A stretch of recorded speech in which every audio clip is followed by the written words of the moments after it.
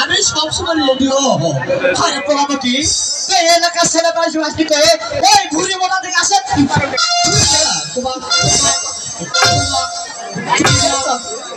আর আসবো না এই পগলা গাঁও এই আদা শীতে আলু ভেটে খাওয়া সালাম ভাই আপনি যেখানে আছেন গিরি লোকে তত্ত্বে আপনি আসেন সালাম ভাই গিরি লোকে চিজ যাবে টাকা দাও ফুলফুট করবে আসে ফুলফুট করবে হ্যাঁ হ্যাঁ ফোর আমো কি তোর কাপ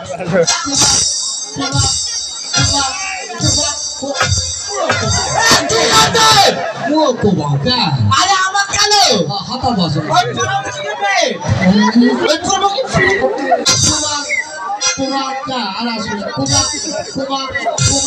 কোন হবে দু তিনটা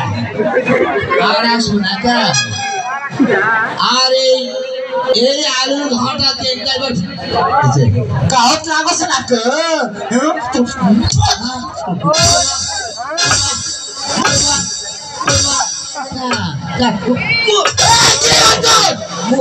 আরে আমার কেন হাতা বসো না মানে হাত গেছি এতগুলা মানুষ থাকতো টেপার সাথে আছে ওই ওমর ছাড়া চলে আসছে এবার আলু ঘাটি ফিনিশিং হয়ে গেছে দেখো মুখে তুই হাত পেতে ওই মিঠার মতো বলে বাসাতে আসবে ওই তুই আমি দেখতে না পারি ঠিক আছে দিদি ওটা আমাক খেলতে দাও দেখো এই কথা যদি মনে না থাকে তোমার গর্দন কাটে আমার ধর্ম চালায় টাঙ্গে রাখবো ঠিক আছে দিদি ঠিক আছে রামুকি সাথে আরে আমাক কেন আরে দেখে যাচ্ছি আরে আমাক না ওটি ওই পরমুখ কি করছে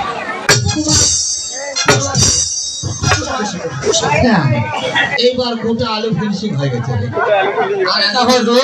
আর আসবে পোকরা গাঁও এই আলু ঘাট আরে আমাক কেন হাতা বসো না আমাক সঙ্গে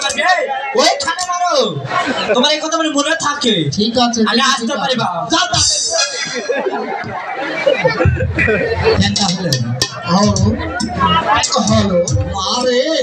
মোর কোনো দোষ নাই রে মা ময়না এমন কার মানে ধুরপিট করার সব বন্ধ করে এই বডি ময়না মোর কেন্দ্রে ধুরপিট করছে কি বলছো মামা কি বলছো মামা আজ আমার দিদির আদেশ আজ আমাকে পালন করতে হবে রে মা তবে আপনার দিদি কি বলেছে মামা আজ বলেছে তোকে হাত বন্ধই ওই মিঠার মনে তোকে যে নিয়ে তুই আসতে কি বলছে মামা আমি যাব না আজ আমি আদেশ পালন না করলে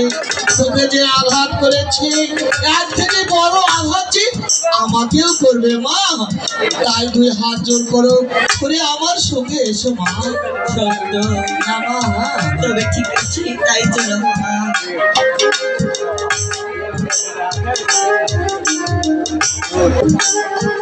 ওরে না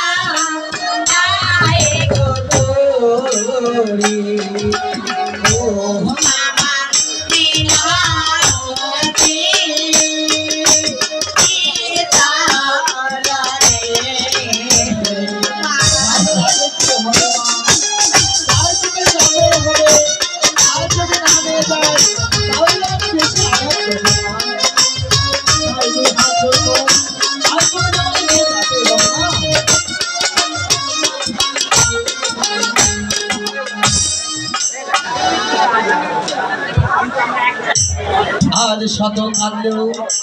এই তোর মামা তোকে রক্ষা করতে পারবে না। এই তোর মামাকে যে আদেশ করেছি এই আদেশ আমাকে পালন করতে হবে। মা এসো এসো মা, তুমি আমার সাথে এসো। আমি যতক্ষণ ওই মিঠাই বন্যা পেয়েছি আমার পিছে পিছে এসো মা। তবে ঠিক আছে, চলো মামা। জয়তি আহাই ইগো গো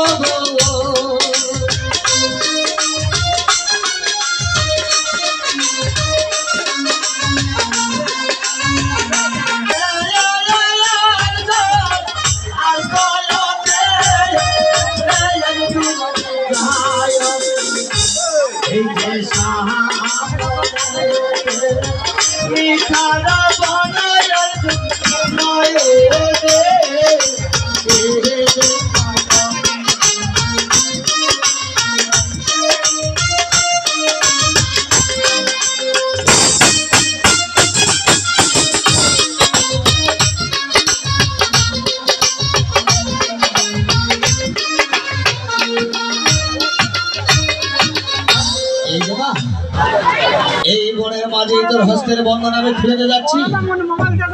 এই বনে যে তোকে থাকতে হবে মা। আরে মা এই এত দূর পথ চলতে চলতে আমাদের খুব ক্ষুধা পেয়েছে বাবা। এই তোর হতভাগা মামার কাছে তুই খাওয়ার আবেদন করেছিস। আজ এই এত বড় গভীর বনের মাঝে তোর মা আমি খানা কোথায় মিলাবো রে মা? হস্তে ধরি পায়ে পড়ি, জোর হস্তে মিনতি করে মামা। ঠিক আছে মা, তুমি আমার জন্য খাবার একটু এনে দাও মামা। যখন এই মামার কাছে খাবার আদেশ করেছিস আমি গোটা জঙ্গল তন্ন তন্ন করে হলেও তোর কোথাও কোনো খানা মেলাতে পারি কিনা, তাই এখানে বসে থাকবি। আমি যতক্ষণ না এসেছি এক ধাপ যেন প্রশ্ন হবে মা। ঠিক আছে মামা, এই গোটা বৃক্ষর তলি আমি একটু বিশ্রাম করবো। আমার জন্য খাবার আনবেন মামা। ঠিক আছে মা, ঠিক আছে, আমি তাই চলে যাচ্ছি।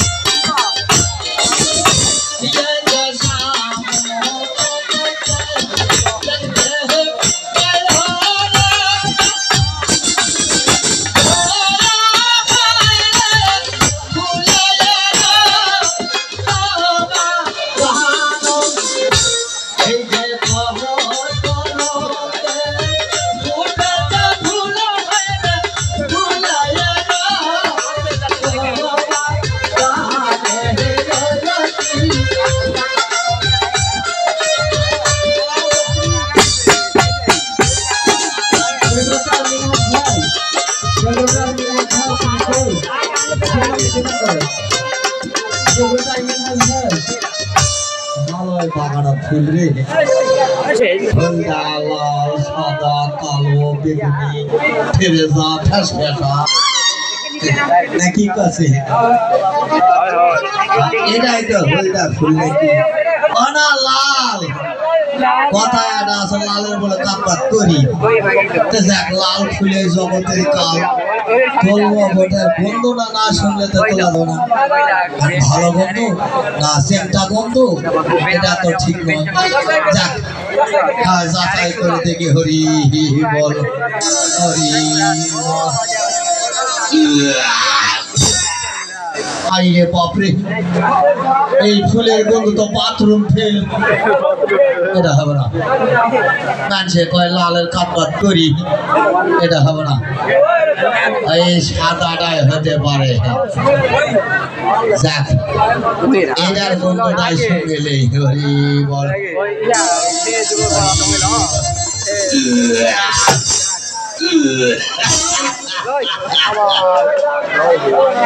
আইরে বাপরে এই ফুলের গন্ধ তো লিটার লিটার রে দামি ফুলও নাই রে এই যা হয় তাই হোক এই বাথরুম আর লিটার দুটো একটে কর্ম তাহলে একটি এলাকা মহিত হয়ে যাবে গুণ দেখে আর আমি মধ্যে গেলে আলুর ঘাটা নিরামিষ কর্ম ওয়ে যে ফুল কহলিব হাতে রাখব রে ওয়া ভাই দিবায়া ভাই আজ আসে এই ভাগিয়া আছে রে বলেছে মনে লাগা ও মা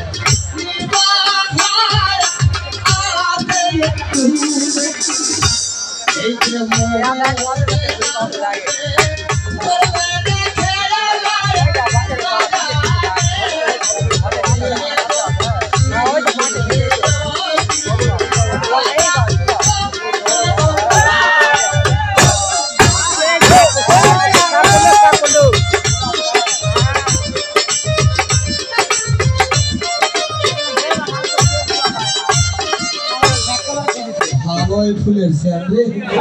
নিরামিষ ফেলবে এই ফুলে আমার ভাগ রেখে দিব তার খানা কখনো বেরোতে পারেনি এই ফুল লেগেলে হয়তো ওই বাগানে বসে খেলা করার সময় কাটিয়ে দিবে তাছাড়া যে আবার কোনো গতি নাই আমার ভাবে আমার দিকে চাই আছে ওলো কি